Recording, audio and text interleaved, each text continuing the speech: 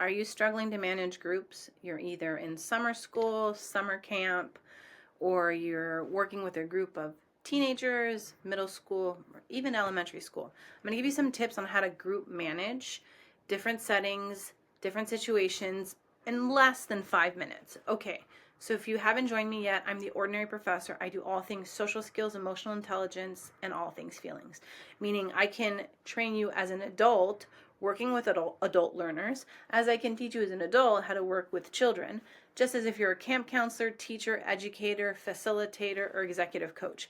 It's all the same things, it's all in the way you frame it. So let's talk about group management. So first off, you need to do this. Like, I don't care what situation you are, even my corporate trainers, you have to have what I like to call expectations set in the beginning of your session, your course, or the group you're running. Expectations is what you expect of the group. What are you doing with their cell phones? When are they allowed to either take breaks? How do we communicate with each other? What time do we show up? What time do we clock in, clock out? What is important to know about the group, right? So those are called expectations. I'm talking about simple expectations that all the group needs to operate by. If I don't know what I'm supposed to do and you assume that I should know, that's the problem. That's the problem in management. That's the problem in group management, is we assume people would know. Well, I assume that, Gina shouldn't talk back to me. Well, you assume, but does she know? Because she might not. She's always talked back to everybody. So how are you different, right? So setting clear expectations are critical. I recommend between 5 and 7, especially for like younger groups, because the more expectations, like kind of, you can call them the rules of the group or rules of operation, right? Or if expectation is too big of a world, or like are rules to have fun. Come up with a snappy name, right? But what you're doing is you're setting clear expectations of how the group will operate, how they communicate, what they do with their electronics, when they show up, when they're allowed to have free time, like what is expected of them and of you, okay? 5 to 7. Now next, after you have that and you create those on your own, right, because you're the leader, now what you want to do is create social contracts. That's when you work with the group. So what I do is I start my group, my classes, my trainings. Okay, so here's some expectations we have. So for example, it might be like, we need to show up on time for this group. We need to come prepared, right? And expectations, no cell phone use unless I say, please take out your cell phones. Okay, those are expectations. Now, social contract is the agreement between you and the group of things that will flow or operate so that the expectations are respected, but additionally the group feels seen and heard. So social contract could be like, okay, so I agree no cell phones, but could we have a 5-minute break if we finish all the things we're supposed to do? Perfect. Okay, so another social contract could be like, if we do XYZ, we get compensated with this. Could be anything. So in my social contracts in my classroom, which are not like camps, but I have like, we call them PTOs. So I like to set my classroom as though this is a workplace, and so they can request PTO, and if they do it, then I grant them that, but they need to email me in advance. They need to share like what they'll do like to make up for the work, right? So you could do that if you want to use that idea like for a group setting. Maybe you have a group of campers and you're thinking, okay, so when they don't show up, I just would like to know the next day, especially if it's planned. You can say like, hey, you get 5 extra like fun points if you tell me you're not coming tomorrow because of something, right? So you create a point system. You could create a sticker system. However system you want, it needs to be consistent, structured, and you need to repeat it so people know exactly what they're expecting. So if you have any type of system, that goes in your expectations. Then you explain it in your social contract. Now, a social contract, I like that everybody that signs it and they're all agreeing to it. Items that can be in your social contract. So I'll name some of mine. So it's maybe snack time at a certain time, walk and talk. It could be a redirection strategy that we all agree on. Instead of me calling out someone, we just call it a redirection strategy so they know if I'm saying it, that means that I need them to pay attention. So there's a lot of different things you can include in your social contract. There could be additional fun activities, theme days, whatever you want, as long as the group agrees to it. Again, for the social contract, I do 5 to 7, no more than 10, because the more stuff that you have, the more you have to remember and the group does. Okay, so now we have expectations and social contract. How do you manage a group? First off, you need to establish psychological safety. To do that, you need to instill, right, ideas of how the group feels safe. So you need to go over what is safe and what is unsafe, especially if you're a camp. So sometimes kids don't know what's safe or unsafe. They've never been to camp. It's the first camp they've been to. So explaining the safety rules are really important. Then going over an example of what is a safe behavior and an unsafe behavior is critical. Do not assume that people know. I know this sounds silly, but sometimes even adults don't know what's safe or not safe. You know, they might put their chair behind a door, right? Because they're having a meeting and it's packed. Well, that door opens, they might get hit. That's unsafe behavior, right? So kind of going over like environment-wise safety, emotional safety, right? And group safety is critical. Now, once you have the safety down, then you can talk about what is a safe behavior and an unsafe behavior by sharing examples. So examples, make them stories. Give people characters, give them names, because people remember stories because they can relate to that. They don't remember facts, percentages, right, unless they're studying for a test, okay? Now, once we have that safety, we have to increase psychological safety, and that's the emotional part, okay? So people feel safe, kids especially, to come see you, to ask you questions, and to share what they're really feeling, or if they're struggling, they'll come to you. If they're homesick, if they're struggling with friends, if they feel like they're being targeted, these are things they need to come with you because you're the leader. Now, to increase psychological safety, it's about building connections. Here's a few ways you build connections. 1, learn their name.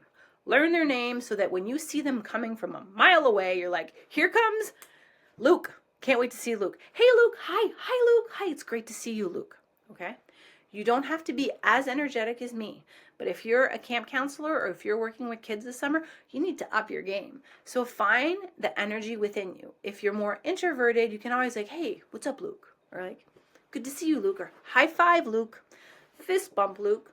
Or you can do the grand opening where when every child arrives, you greet them as though this is the best day of their lives. I love that activity. So every time they come in, you can be clapping, hey, Luke, here comes Sophia. Let's give a round of applause to Sophia. Everybody high five Sophia. So every time a child enters a group, you're creating this lively energy. Also, you're practicing their names so you remember them. Here's a few ideas to increase your name recognition as fast as you can. Number 1, write it down. Put it on an Excel sheet. Put a characteristic, like it could be like, Charlie has curly hair, right? And he's the only child that has curly hair. Create non-bias, appropriate, like quick things to remember. Like Alicia has glasses, okay? So things like that. And she has red frames, right? Whatever it takes for you to remember. And now the first time you meet with your group, you use their names as much as you can. Alex, you had a question? Great question, Alex. Repeat the name at least 2 to 3 times throughout the conversation. 1, it connects you to the other person, but 2, your brain is registering. This is Alex. Alex said this. Alex looks like this in your brain. Next, after you're done with the group, at the end of the day, go through your list and close your eyes and imagine every single person on their list, something they said, something they did, something you remember. So name, character, persona is all related to one. So you know what they look like, what they said, and what's their name. That is beautiful. That by itself, just learning people's names, is you've increased psychological safety, let's say by 50%. I made up a percentage because you're not going to remember the percentage. You're going to remember the story. Now next, once you see that person, when you acknowledge them, it might be the first time in the day that someone said hi to them. It might be the first time this week someone's used their name appropriately and correctly. There's power in names. I remember when I was running camp counselor training, right? There was this girl, Fatima. She was so fun, so like lively, and I just loved getting to know her. The thing is, because I was working with new group, people were afraid because of the spelling of her name, the way to pronounce it, no one was using her name through the entire week. And I just started at the end of the week. So at the end of the week, like I went on, I'm like, hey, Fatima, what's going on? She goes, you know what? I really love when you say my name because no one's used it this week. And I felt like they just didn't remember me or it wasn't important. And every time I hear my name, I just feel like I should be here. Like I'm part of the group.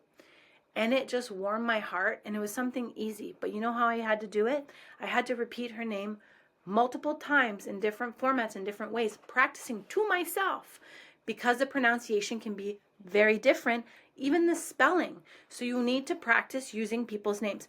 And okay, you say it wrong once, ask them to correct you. And I say to my students, to my groups, to any camp counselor training that I'm doing over the summer, if I pronounce it wrong, you correct me until I have it right. And I won't get offended. And I'm asking for you not to get offended, because I'm trying. I'm really trying out of respect. And sometimes I even have to tell people, English is my second language. It doesn't sound like it, but I struggle with pronunciation all the time. And so that creates, oh, really? What's your first language? And that's to create a connection. And then they feel a little more safe that I'm not purposely messing up their name.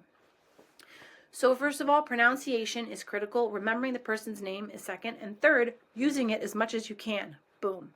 Lastly, with psychological safety, I need you to come up with questions to connect people as fast as you can. If it's favorite season, favorite food, favorite TV song, favorite music, right? And if I've had this one person say, like, I don't have favorites, then if you're a camp counselor, find favorites.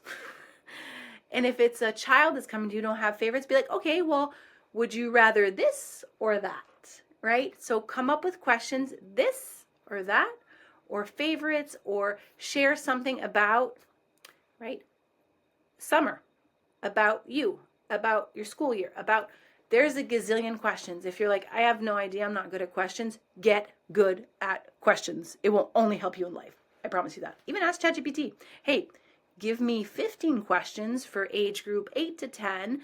This is something about the group. This is about the area we live in, blah, blah, blah, blah, blah. Okay? So if I'm working with children in the city, in Chicago, I'll be like, okay, so let's play a game. Like, who likes deep dish pizza versus regular pizza? What's your favorite kind of ice cream? Like, what do you like to do? Ride your bike, go to the beach, right? Like, so come up with all these ideas and questions that are here, easy to access, so that you're not trying to recall things that's too complicated for you. Now, lastly, once you've established their names, psychological safety, commonalities, bring those things up again, right? The more that you can remember about the people you work with, the better it is. So commonalities, building stories from them, and finding connections is really the way to increase psychological safety. So next time you see Alex, you be like, hey, Alex, how was your weekend? Oh my God, did you go to the beach? Did you ride your bike? Right? Oh, were you able to enjoy that ice cream? That shows care, concern, and connection. That's the way you increase psychological safety in your groups, and that will help you run your group so much smoother over the summer. I hope this is helpful, because this can help you in the classroom, for summer camps, in group facilitation, and in every day. So go connect to people. You got this. And if you like what I have to say, please subscribe to my channel, and I'll see you soon. Okay, bye.